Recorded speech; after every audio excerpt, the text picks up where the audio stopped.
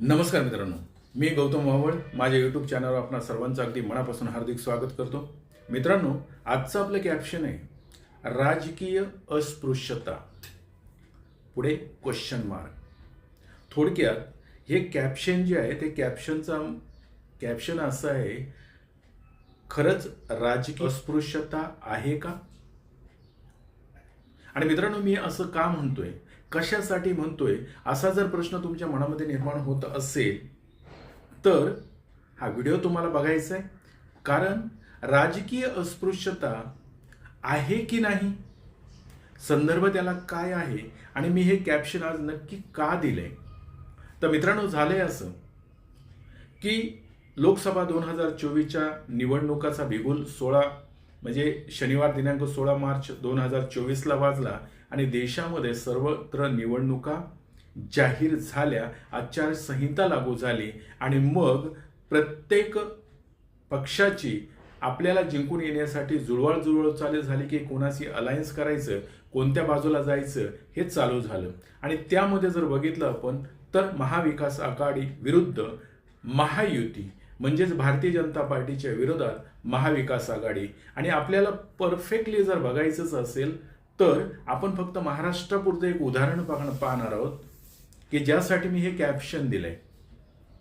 तर मित्रांनो, महाराष्ट्रामध्ये जर बघितलं तर सत्ता भोगलेला, सत्तेची चव लागलेली काँग्रेस आहे, शिवसेना आहे आणि राष्ट्रवादी काँग्रेस पक्ष आहे.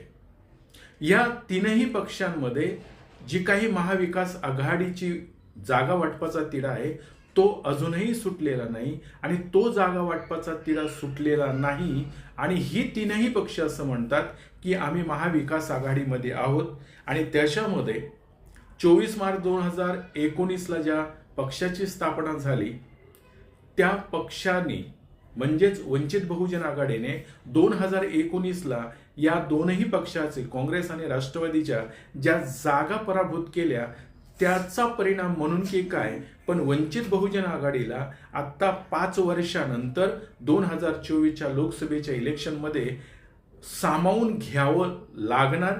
आणि सर्व महाराष्ट्रातील जनतेची इच्छा आहे की जो महाराष्ट्रामध्ये वंचित बहुजन आघाडीचा जो काही मताचा टक्का आहे जो 7.6 तो आत्ता जर बघितला तर 9 तो 10% जातोय.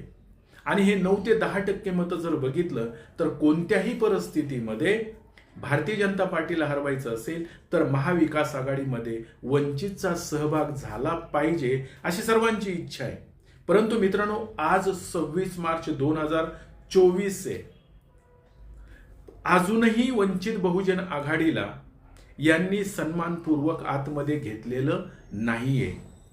आणि फक्त मीडियामध्ये हे बातम्या देत आहेत की आम्ही त्यांना 4 जागाचा प्रस्ताव दिलाय, परंतु टेबलवर बसून कुठल्या जागा तुम्हाला पाहिजेत की ज्या पद्धतीनं काँग्रेस, राष्ट्रवादी आणि शिवसेना हे तिघजण बसून तुम्हाला आपसामध्ये जागांची वाटपणी करतायत आणि त्याच्यामध्ये यांच्यात तिढा अजून सुटलेला नाहीये. म्हणजे 5 जागा तर काँग्रेस, राष्ट्रवादी आणि शिवसेनेमध्ये भांडण तिढा आहेच, 10 जागामध्ये काँग्रेस आणि शिवसेनेमध्ये आहे. परंतु एका टेबलवर बसून हे चर्चा करतायत.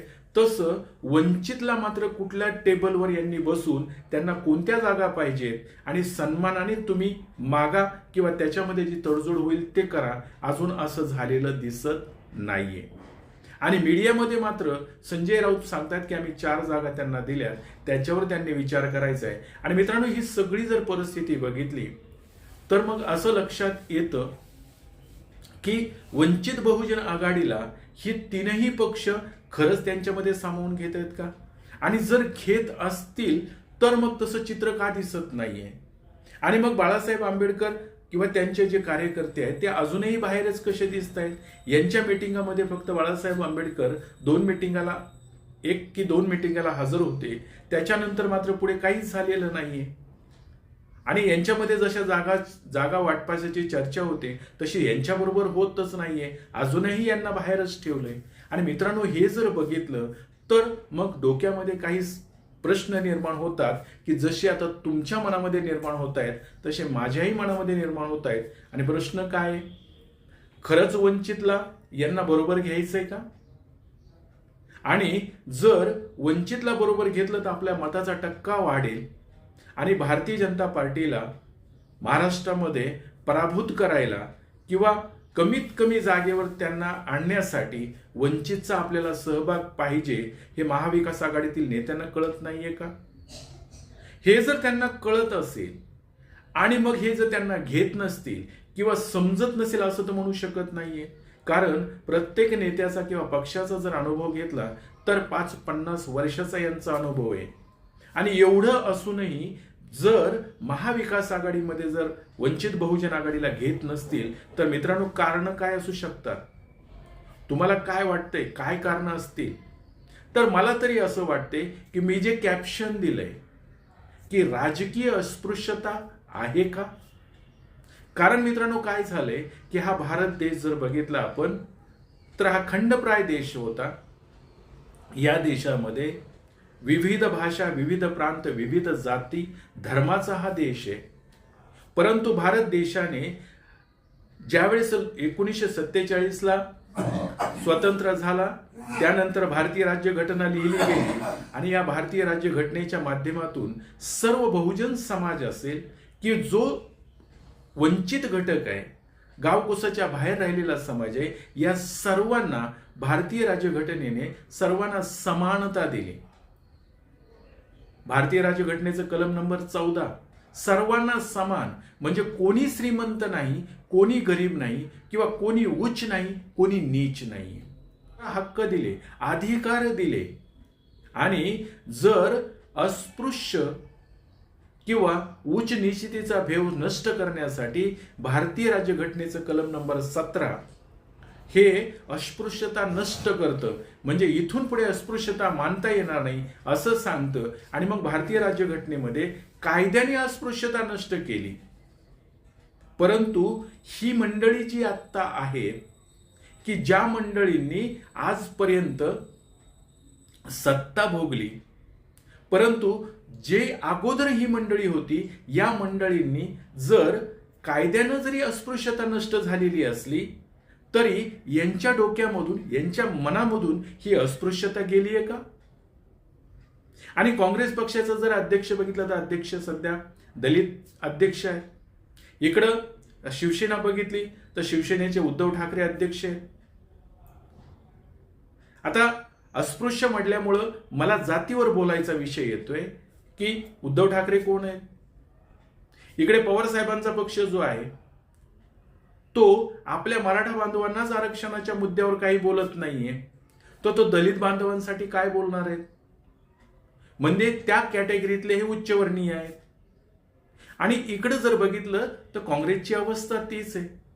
मग मित्रांनो असं वाटतं की विश्वरत्न परमपूज्य डॉक्टर बाबासाहेब आंबेडकरांनी ही जातीयता नष्ट करण्यासाठी कलम नंबर 17 जरी त्यामध्ये अंतर्भूत केलं असलं आणि जातीय अस्पृश्यता नष्ट केली असली तरी ती कायद्यानं केली आणि कायद्याचा बडगा म्हणून ही लोक आता वावरत असतील. समाजामध्ये जातीयतेला थारा दिला जात नाही, परंतु या माणसांच्या मेंदूमध्ये किंवा माणसांच्या मनामध्ये असलेली जातीयता अजून राहिली आहे काय असा प्रश्न निर्माण होतोय. आणि मग हा प्रश्न निर्माण का झाला?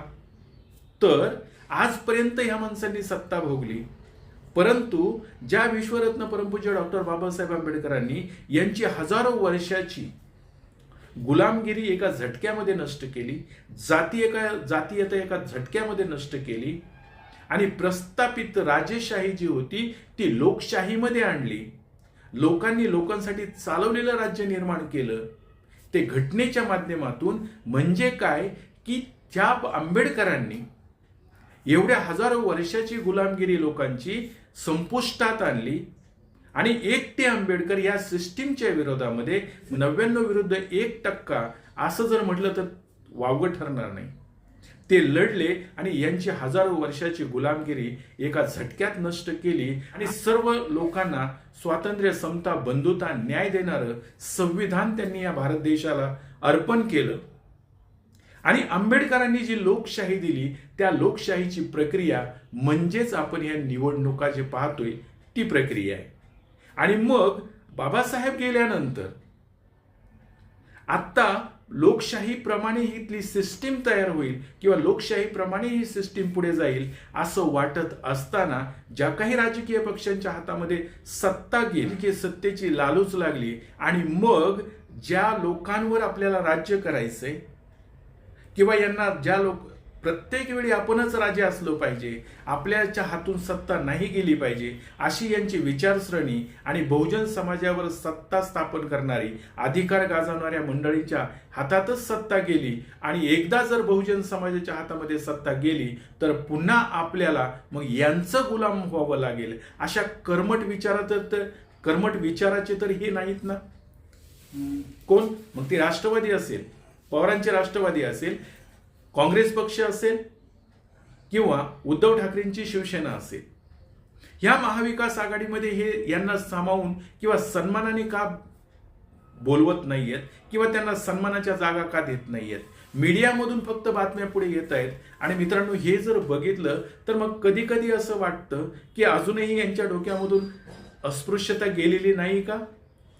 कारण यांच्या समोर मागच्या पिढ्या यांच्या समोर चाकरी करणाऱ्या, यांच्या समोर झुकून चालणाऱ्या जर आज त्यांच्या समोर संविधानाच्यामुळे आपला हक्क आणि अधिकार मागत असतील तर या लोकांना सहन होत नसणार आहे. आणि मग तो सहन होत नाही म्हणून की काय. आणि बाळासाहेब आंबेडकर हे तर बाबासाहेब आंबेडकरांचे नातू आहेत आणि वंचित बहुजन आघाडीच्या माध्यमातून त्यांनी जो वंचित बहुजन घटक आहे, 12 आलुतेदार बलुतेदार आहेत, अशा सर्व मंडळींना एकत्र करून त्यांच्या हातामध्ये सत्ता द्यायचं काम करतायत. म्हणजे ही मंडळी आंबेडकरांनी जी सिस्टीम तयार केली त्या सिस्टीमचा धागा पुढे पकडून बाळासाहेब आंबेडकर जे काही काम करतायत ते काम ह्या लोकांना नको आहे का. किंवा बाळासाहेब आंबेडकरांच्या मागे जो काय आज मताचा टक्का वाढलाय तो वंचित घटक आहे की जो सत्तेपासून लांब होता, दूर होता, तो आज त्यांचे हक्क आणि अधिकार बाळासाहेबांच्यामुळे त्याला कळायला लागलेत आणि बाळासाहेब ते सांगण्याचा प्रयत्न करतायत, बहुजन समाजाला जाग करण्याचा प्रयत्न करतायत. आणि बहुजन समाजाच्या हातामध्ये सत्ता गेली तर मग आपलं काही खरं नाही असं यांना वाटतंय का. म्हणून तर काहीही झालं तरी सत्ता आलटून पालटून येईल, परंतु बहुजन समाजाच्या हाती नको. आणि बहुजन समाजावर आपल्याला राज्य करायला मिळालं पाहिजे. बहुजन समाजाला सत्ता त्याच्या ताब्यात देऊन आपण त्याचे चाकर व्हायला नको असं तर या मंडळींचं म्हणणं नाही ना. आणि मग जर असं असेल तर हे बाबासाहेब आंबेडकरांनी जी काही सत्ता उलथवून लावली किंवा यांची गुलामगिरी जी होती, मनुस्मृती जी होती, नष्ट केली, अस्पृश्यता नष्ट केली, म्हणून हे आंबेडकरांना तर घाबरत नाहीत ना. की एकटा आंबेडकर सिस्टीमच्या विरोधात लढला आणि लोकांना स्वातंत्र्य, समता, बंधुता आणि न्याय घटनेच्या मार्फत दिलं. तसंच आता हा पुढचा आंबेडकरही जर सिस्टीम मध्ये आला तर तो बहुजनांचं राज्य प्रस्थापित केल्याशिवाय राहणार नाही. या भीतीनं ही मंडळी यांना राजकीय परिघामध्ये किंवा राजकीय सत्तेमध्ये समाविष्ट करून घेण्यास नकार देत आहेत का.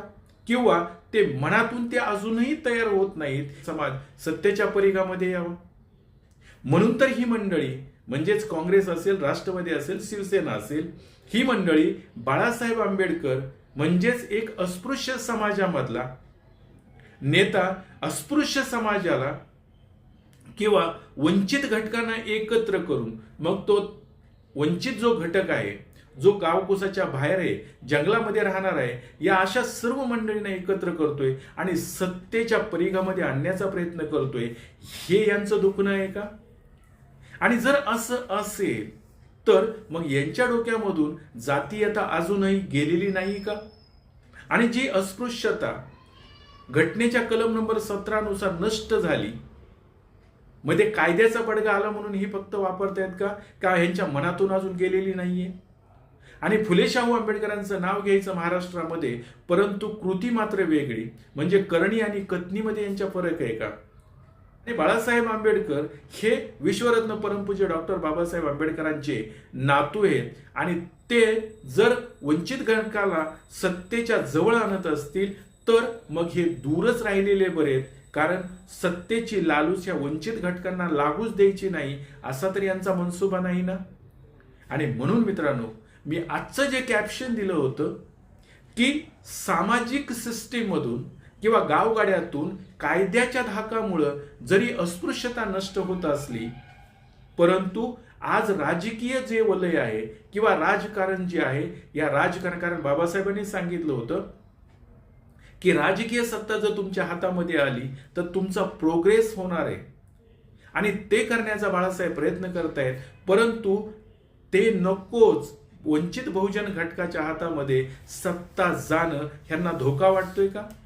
कारण वंचित बहुजन घटकाच्या हातामध्ये सत्ता गेली तर पुन्हा यांच्याकडे सत्ता येणारच नाही आणि यांना त्यांचं गुलाम व्हावं लागेल, अशी तर भीती यांना वाटत नाही ना. आणि म्हणून सामाजिक स्तरावर जरी कायद्याच्या धाकाने अस्पृश्यता मानली जात नसली तरी पण इथं बाळासाहेब आंबेडकर एक अस्पृश्य समाजातले नेते, ते आज सर्व मान्य होत आहेत. किंवा बाबासाहेबांचा नातू, ज्या बाबासाहेबांनी अस्पृश्यता नष्ट केली, यांची गुलामगिरी नष्ट केली, त्यांचाच नातू आता पुन्हा त्याच्या पुढची पायरी तयार करतोय आणि वंचित बहुजन घटकांना या सिस्टीम मध्ये आणण्याचा प्रयत्न करतोय. आणि म्हणून तर या मंडळींना, बाळासाहेबांना आतमध्ये घ्यायचं नाही ना, किंवा सत्तेत सहभागी करून घ्यायचं नाही ना. मित्रांनो, तुम्हाला काय वाटते? आणि मग जर हे खरं असेल, कारण याला कंगोरे असे आहेत की वंचित अजून बाहेरच आहे. काँग्रेसची 7 उमेदवारांची यादी डिक्लेअर झाली आहे. इकडे उद्धव ठाकरे 16 उमेदवारांची यादी डिक्लेअर करतायत. तर पवार साहेब मोठमोठ्या सभा घेऊन आपले उमेदवार डिक्लेअर करण्याच्या मार्गावर आहेत.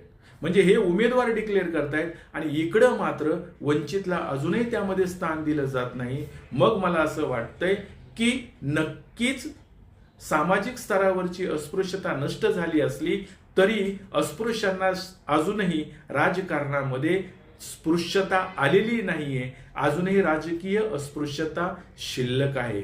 म्हणूनच आजचं कॅप्शन दिलं होतं की राजकीय अस्पृश्यता आहे काय? तुम्हाला काय वाटतं? जर माझ्या मताशी तुम्ही सहमत असाल तर हा व्हिडिओ नक्की लाईक, शेअर, सबस्क्राईब करा.